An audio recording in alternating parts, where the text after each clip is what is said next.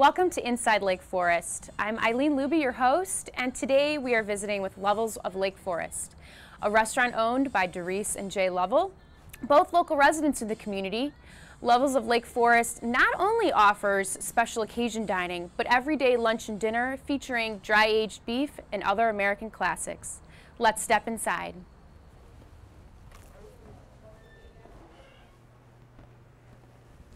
Eileen, Hi. how you doing? Welcome to Lovell's of Lake Forest. Thank you. Nice to meet you. Hi, Eileen. Welcome. Thank you. Great to be here today. I'm really looking forward to learning more about what Lovell's has to offer and the culinary arts that you prepare. Well, fantastic. Let's go check it out. Great. Okay. Come this way.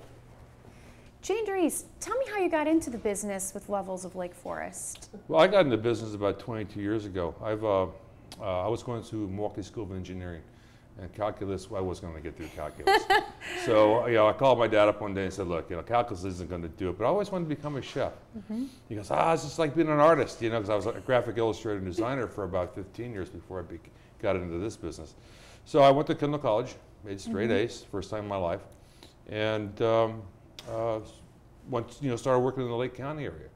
Worked for the Deer Path Inn for a number of years, worked for a couple of other restaurants that no longer exist, and basically had my career here. I actually met Doris, my wife, at Kendall College, and we dated for a while, and then she finally married me.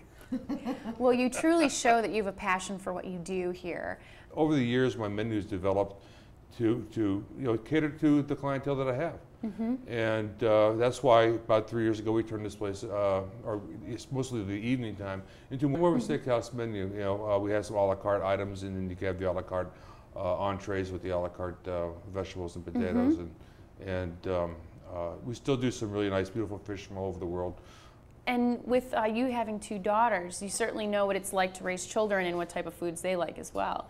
So we do have a children's menu, and we do have things even on the adult menu that cater to children. We have hamburgers, we have spaghetti and meatballs, we have we have short ribs. Meatloaf last week, we do ribs. Oh, yeah, meatloaf on the menu now for lunch. Yeah, I mean, so there's a lot of things potatoes. that even the older student is going to want, or the older child, I should say. I was just going to say something about students, but the older child would want to have on the adult menu, and then the kids menu is chicken fingers and French fries and macaroni and cheese and all those things that kids like, and the mini hamburgers and. Well, what we try to do is we try to cater to everybody. I mean, you can't please everybody in the world, but we try.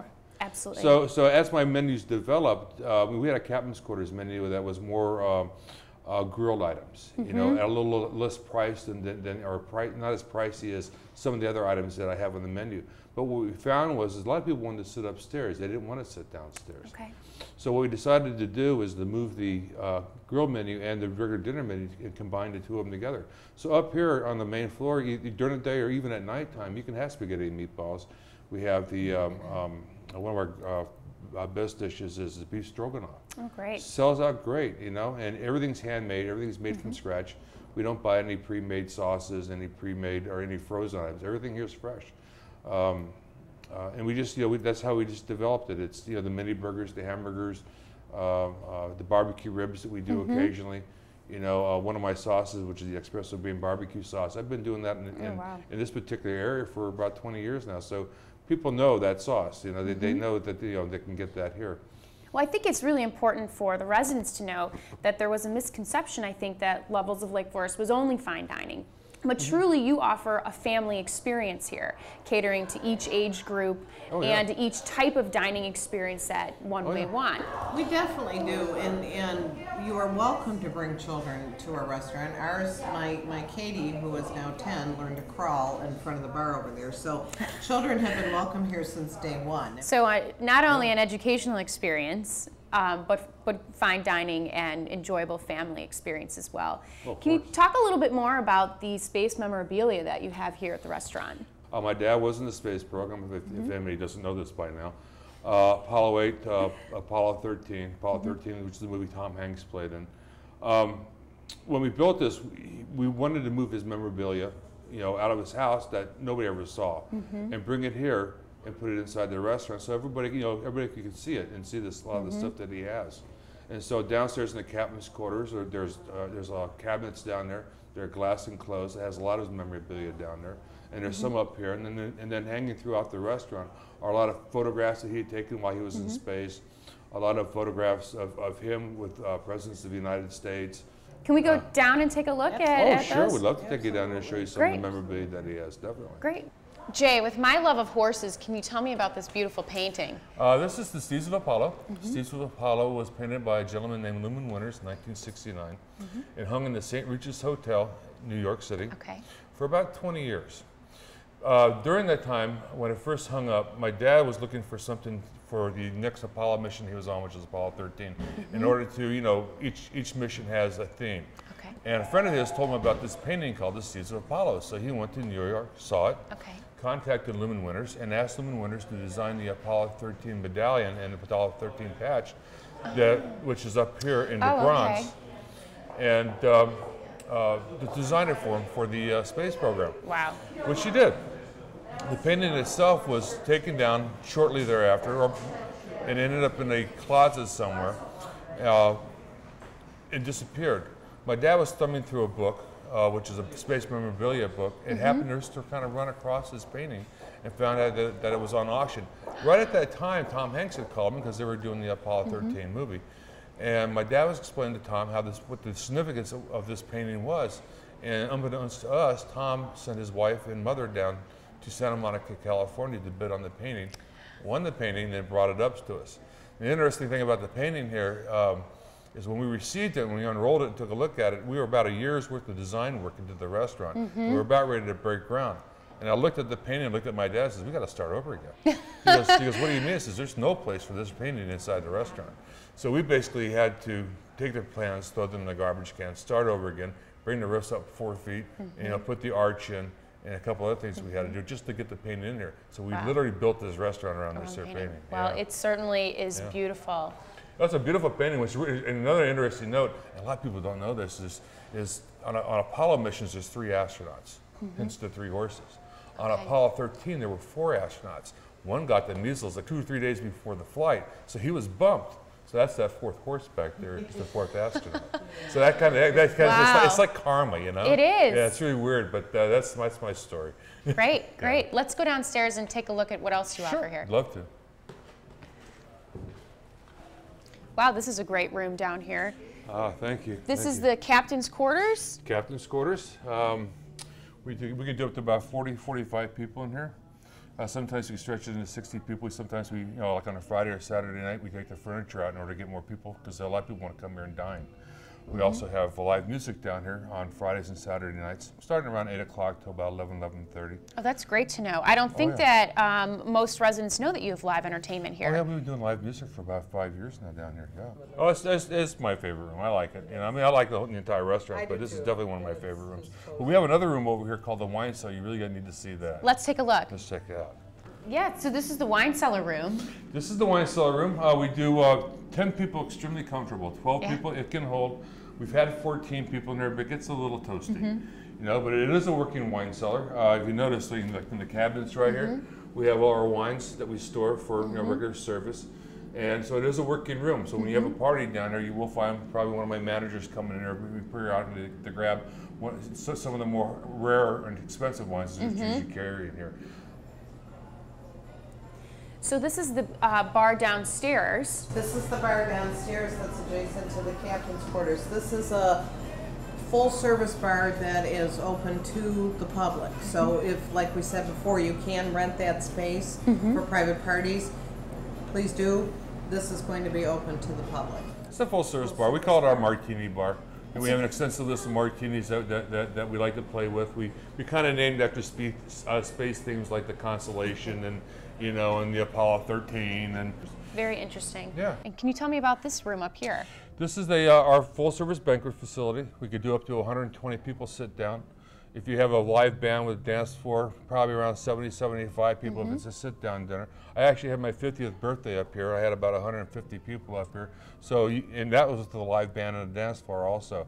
But the room can be divided in 2, so you can have one party over here for 50, and you can have another party over there for another 50. We work with Lincolnshire, we work with the Deer Path, then if they call us up and say, hey, you know, they want to do the rehearsal with you, hey, no problem. We'll take care of the rehearsal. You guys take care of the wedding, and everybody's happy. Great. Yeah. Excellent. It's good to know for our Lake Forest residents that you have all of this here to offer. Oh, yeah. But I think the most important thing, and what you're passionate about, Jay, is the kitchen and the food. So I'd like to head down to the kitchen and take a look at that. Let's do it. That's where I have my fun. Welcome to my kitchen. Thank you. That's love having you here. Okay, what I'm known for, okay, is dry aged beef. Okay, and a lot of people don't know what dry aged beef really is. Some people do, but there's a lot of people out there that don't really understand it. There's a lot of restaurants that say, hey, we do dry aged beef, and they have no idea what they're doing.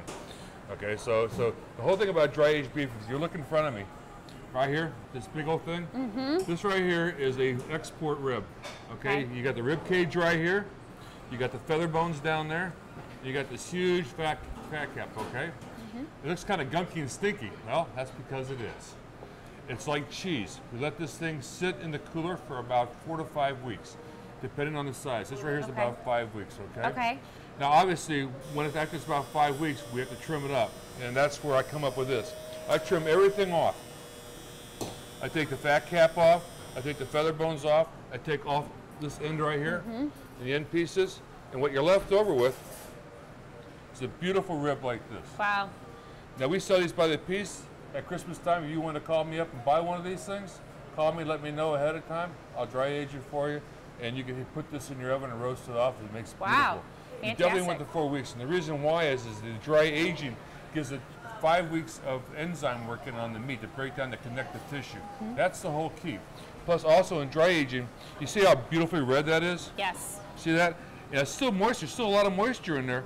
But if you bought this and just open it up and cut it, it would bleed a lot of juice out. Okay. What dry aging does is it really just dries it out to the point where you still have all the juice and the flavor, and it gets it more of a beefy, meaty flavor. Okay. And that's what I look for. I mean, I grew up on dry age. I'm out of Texas, and I grew up on Texas beef.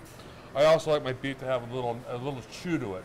You can buy a really prime beef that it doesn't have the chew that I like. I like something that has a little more chew to it.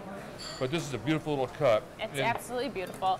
And Jay, so people now, since we're getting close to the holidays, they should be contacting you pretty soon here if it takes 5 weeks or so for it to dry age properly. Definitely. Well, I have a lot in my cooler. Okay. So, you know, if I start prepared. getting, well, of course, I got a lot of meat sitting back there. Good. But all you do is once you trim it down like this, now these are called cowboy chops. And I'm just going to cut one right here for you. Just cut it down. Cut it off. You get that beautiful chop. Wow. It's already trimmed up nice and beautiful. It's absolutely gorgeous. This is what I look for. See that beautiful golden color? I mean, that beautiful purple color right there?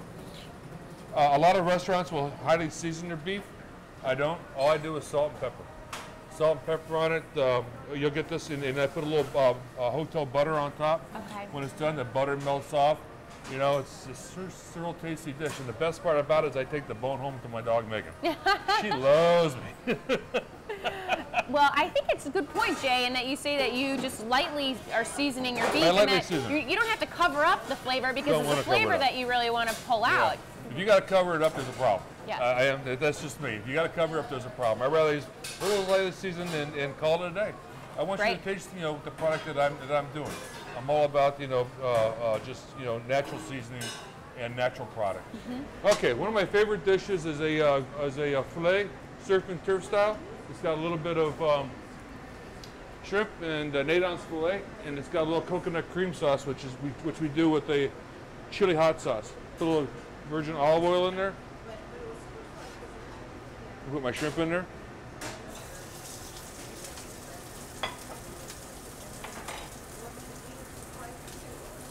A little salt and pepper. Always a little salt and pepper. We're going to start this. All we want to do is get a little color on it. There you are. Yeah, I'm here. You're hiding on me. It's looking great. Hiding on me. There we go. We're looking for a little color. I wish we were on live. Actually, there's a lot of dishes that I did that are on Answer TV or Answer Media. They did a bunch of series on me, and a lot of these dishes are in there. Everyone should be making their reservations as we speak right now. Oh yeah, especially for Christmas time. We're booking fast. Booking fast for Christmas. Okay, we're gonna flame this thing up in a couple of seconds, okay guys? Guys, you ready? Ready. Okay, nothing better than tequila. Always do it off the flame. Always wash your face. Always give it a gentle shake. Always use tongs. If you do this at home, which is fine, just be careful you don't burn your house down. And do it with the hood on. Okay. There you go a couple ways. You see how the juice is starting to reduce down? Yes. Okay, there's two ways you can go. You can go, which I'm going to do, which is put the chili sauce in with the coconut milk, which is sauce already made, or you can add some fresh cold butter in that, and you have a natural butter sauce. Oh, wow. Yeah, so you can go either way. So we're going to put a little chili sauce in there. You take care of that. Oh, there it is.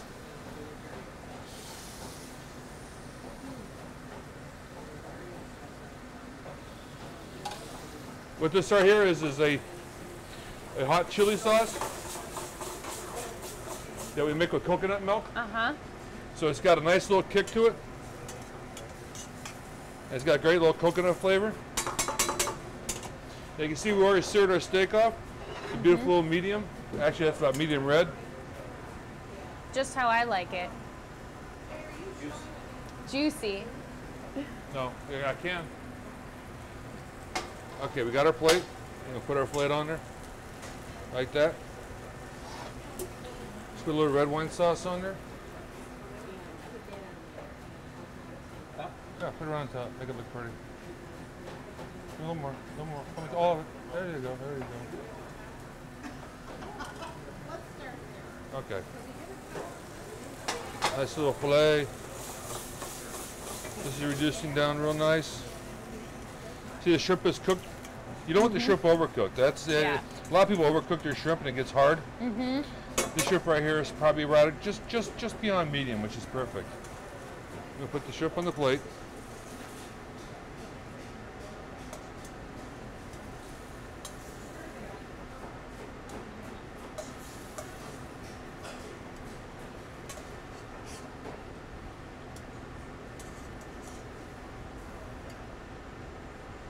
Then we hit the sauce with a little bit of chives and parsley.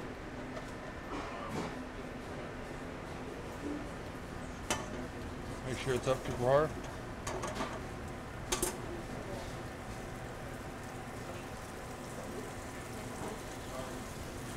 Get a little more reduction on it. The whole key about sauce is reduction, reduction, reduction.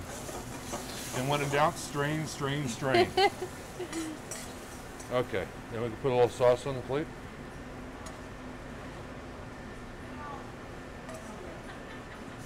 Whoop.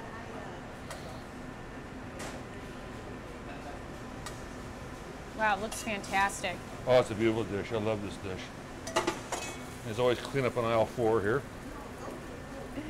There you go. You got a nice little surf and turf.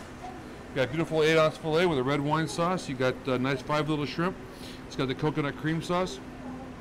This is one of the specials we run on a nightly basis. Delicious. All the time we run this dish. Beautiful little dish. People love it. Now, one of the things that we do, like I told you earlier on our grill menu, we do a lot of things by the piece. Crab cakes by the piece, oysters, oyster Rockefeller, fried oysters by the piece, scallops, shrimp by the piece. Whatever we can do by the piece. And a lot of people build platters. Okay. Okay, it could be a party of 4. They could build a nice little platter like what we have Wow. right here.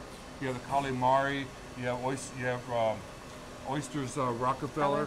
And then you can do fried oysters on it if you wanted to. Here are the crab cakes. I've been doing crab cakes since the day we opened the doors. Shrimp wrapped in bacon, which is always a favorite. Yes. That's got a little coconut cream sauce on it. Scallops wrapped in bacon. People love those. One of the dishes that we're known for, especially at lunchtime, which is the salmon salad that we do. It's got a nice little citrus vinaigrette that goes along with it. Nice little piece of salmon on there. And then the next dish over that is a black and redfish. Redfish comes out of Louisiana. Okay. And it has it's called redfish étouffée or black or redfish étouffée. Étouffée means to cover. Okay. Okay. What we've done here is it's a lobster sauce or shrimp sauce, lobster shrimp sauce, and then we add crayfish and andouille sausage and shrimp to it, for the texture. And then the mucka mucka, which we're totally famous for. We've been doing the Mucka Mucka since day one. It's truly been a pleasure being here and spending this time really learning about your passion and what Levels of Lake Forest has to offer. I know you serve lunch and dinner Monday through Fridays, and then dinner on Saturday and Sunday. But we also do private events on Saturdays and Sundays during the day. Okay. A lot of baby showers, wedding showers, special events. Yeah. Fantastic. And please take a look at their menu on their website, www.levelsoflakeforest.com. As I'm sure you have wine lists and other things available on there. All sorts of menus on there. Fantastic. Definitely. Thanks for watching Inside Lake Forest. We hope you make your reservation soon here, and we look forward to meeting with you. Thank you for coming. Thank you. Bye-bye.